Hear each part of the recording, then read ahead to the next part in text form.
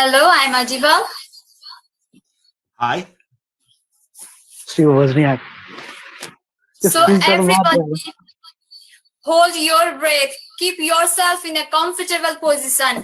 I'm sure the guest whom we are inviting will adopt your excitement level to the Everest because he is the one who has been holding a majority of audiences since yesterday. I hope you all got the name of your next guest in your head. Yes, you are right. He is none other than Steve Wozniak, the genius behind Apple, American electronics engineer and designer of the first commercially successful personal computer. Is here to share his ideas and experiences and tell about his exciting life. We are very much excited to host him and learn from his inspiring journey in forging a pioneer of innovation in human history. So let's welcome Steve Wozniak on this platform. Also, we want to thank him for accepting our invitation. Please welcome, sir. Thank you so much. It's quite an honor to address a group like this. I've been to a lot of hackathons and addressed them, and that's more important than a lot of business things to me because my own life, the fun and enjoyment, I always believed you should have a lot of fun when you're doing productive work. And I'll tell you, things like hardware design and the digital, going from analog to digital age and writing software is so intense. It takes a lot of energy and thinking and going deep into it and working on it and frustrating and why doesn't this work? And when it does, you realize that you're so happy. Oh my gosh, it actually came to be. It works. Now, my life was full of designing interesting little fun projects for myself to show off. They weren't worth back then, a long time ago. Even a device with a few chips would cost more than a typical young engineer could afford. But I loved coming up with projects, showing them to friends and introducing them. Steve Jobs was a good friend, and he understood my digital importance. So he would come into town about once a year from where he lived, and he would see the latest thing I created and he would go turn them into money. But money was really never my goal. My goal was just to show off my cleverness and build things that were possible. And luckily, there were reasons that I had about a 5-year lead on other people trying to bring personal computers to the world. They were trying old methods. Computers of the old weren't like today. It up, it's sort of understandable to any human being. Back then, oh no, very special people had to know how to flip front panel mainframe switches, from zeros to ones and push buttons to get little code into memory.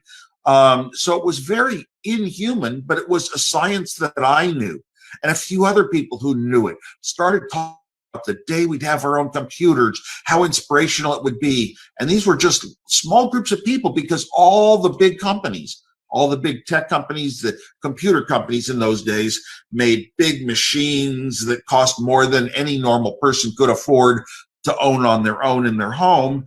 And they also, they had big companies were just putting out these huge mainframes that were so expensive, and they were huge. And I hated hugeness because that meant you needed teams of even mechanical engineers to design big cases and frames and all that stuff. I just wanted something that was simple to use, like our calculators. I was designing the Hewlett-Packard scientific calculators at the time. And because of skills, I was an engineer, a full design engineer, designing the hottest projects of the day with no college degree.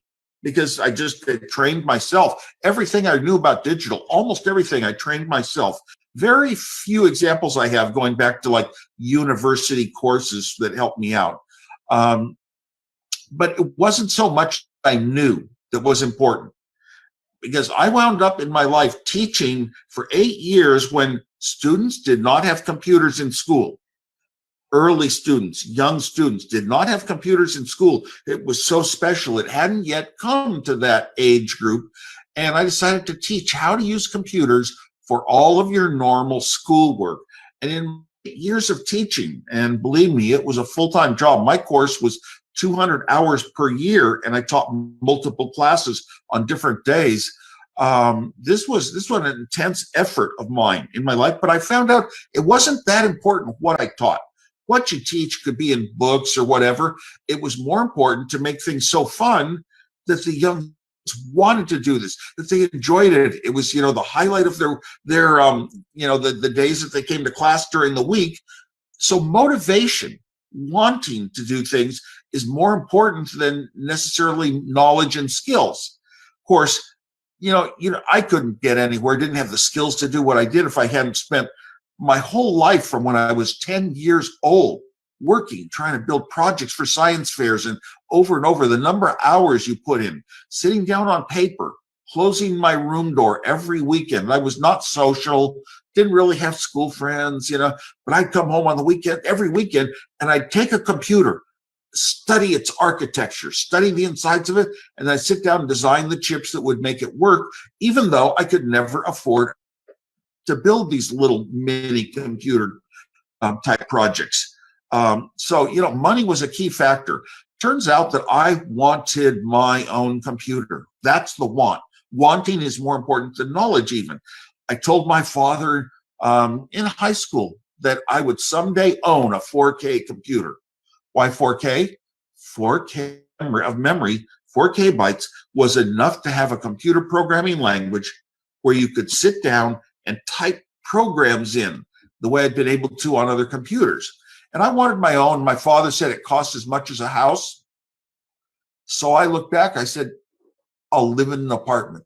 I was going to have a computer over a house just because I knew how they worked. I didn't have real friends that did it with me, or teachers, or parents, or anything. I just did it all alone. But it was my love in life. And I was lucky to know who I was and what I wanted. Eventually, I did build a little computer with switches for ones and zeros.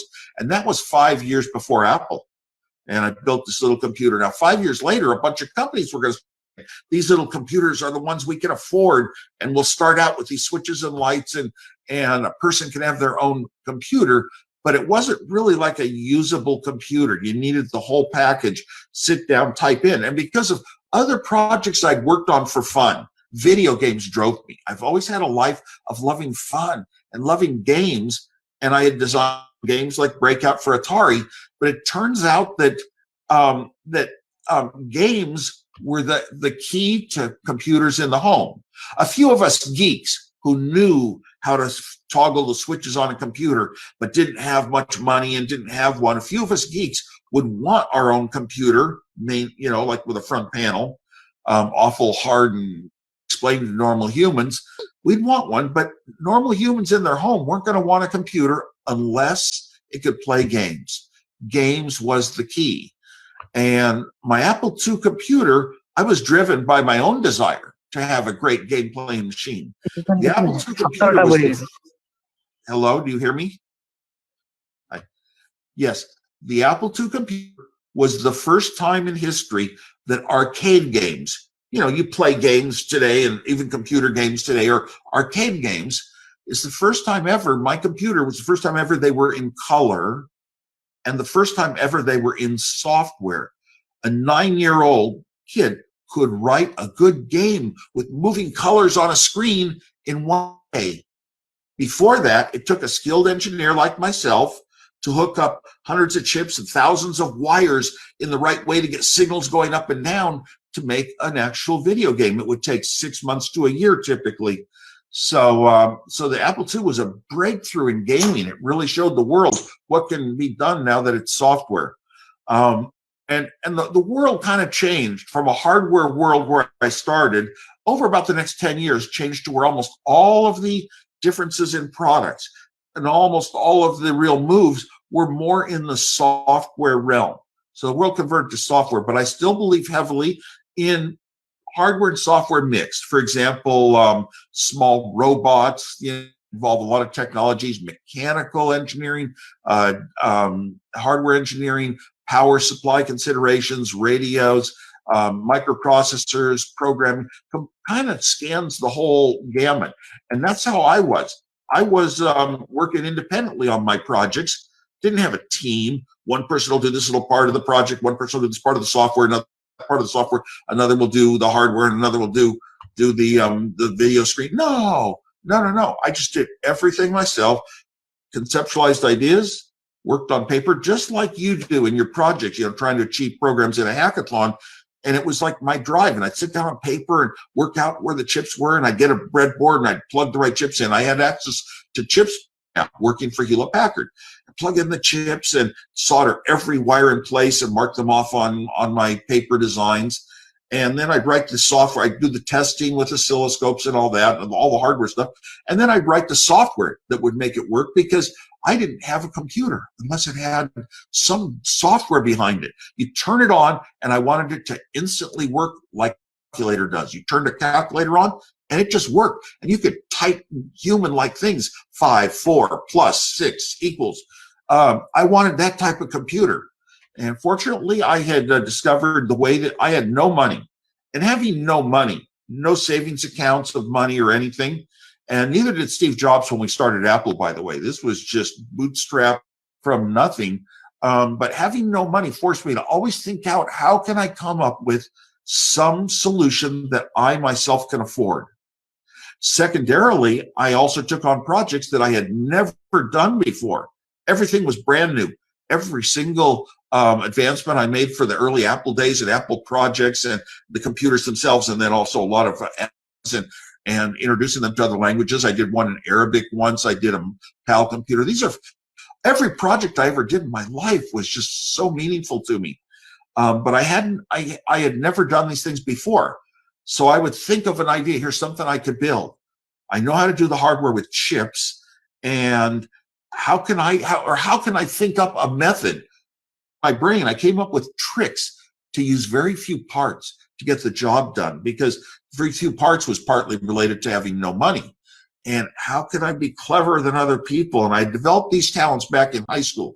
So when it came to the Apple days, it was put together an idea, but try to think out what is the fewest parts that'll get it done, the shortest steps, start to end. And that's what I would do. And my projects often came out with so many fewer parts and simpler and doing a lot more than other projects, only because I didn't know how to do it already. If you know how to do something already, maybe you've been taught how in a book, you're going to have the same solution as everyone else. And I always wanted to go off in my own direction, because I wasn't socialized. I didn't have the normal sets of friends and things like that. I was proud to be a geek. And so I support especially geeks and techies to this day. Now, that sort of summarizes, you can kind of get an idea of why all these little projects I'm doing on my own, I did them so I could show them off at a computer club. And that was like this hackathon. You've got a lot of friends doing the same things, interested in the same things. It's like going to a concert. You're listening to the same music. You're sharing emotions. And at the computer club, I could come out of my shell where I couldn't talk to people. I would demonstrate my computer. This is before Steve Jobs even knew it existed. And I would demonstrate it. And people surround me and ask questions, and I could talk to them because I was sort of the master. It was my own project. And that was sort of the life I led. But I'll tell you, if it weren't for the club, I just wouldn't have had the motivation to do the important things I did. Now, when we started Apple, these people that were around me, like those around you at a hackathon, we're talking about ideas, we're sharing ideas, taking approaches. Those people that came into Apple in early days, I had met them in the club, some of them when they were in high school. Others had a couple of technical skills and really helped me a lot with my projects. And I went back when Apple made it really big. I said, wait a minute, I never did this to get rich and make a lot of money. No, I just wanted to bring computers to the world. Why do I have more money, kind of like for doing nothing after it started? Why do I have more than I could ever use in my life? So I gave away tens of millions of dollars of my stock to a few early people that I felt were founders. And I gave away tens of millions of dollars of my stock to about 80 other employees. They worked for Apple. They worked for our company, and they should have some benefit too. And each one of them got pretty much a house. And it's just the way I thought. To this day, I just will not let success and accomplishment and making money and power, I wouldn't ever turn it over and try to have more power over other people. I want to be like everyone else, like all you hackathon participants. I went to a hackathon a couple of years ago. It was in Saudi Arabia. And at the hackathon, this was before the journalist got murdered. And you know what? I addressed this audience. I was on a panel. They paid a lot of money to panelists like myself and Jimmy Wales of Wikipedia and others. And we just were on panel for like an hour in front of all these white suited, wealthy sponsors. And with all the kids of the hackathon, the world's largest hackathon, we're up and down the aisles on the side on tables, and they didn't get to participate and hear our presentation. And I went and I thought, after it was over, I said, wait a minute, I want to be with the people who are my people, the hackathon people. So I canceled my flight to Japan from the next day till the day after, and I went back to the event, walked up and down the aisles of, the working tables and met all the people that were their hackathons, because those were my kind of people. And that's one of the reasons I'm glad to address you now. What we're doing is hackathon. We're improving our abilities and our skills inside, and it's not coming from school and a book that everybody else has to learn from. It's coming from our own coaches and our own ideas. And this is where the real development, being ready to step up and hit a home run and do something very important for the world comes from all these steps in between, and we're enjoying ourselves and having fun. So that's why I'm here today addressing you. And I believe we're about to move on to announcing the winner. Thank you.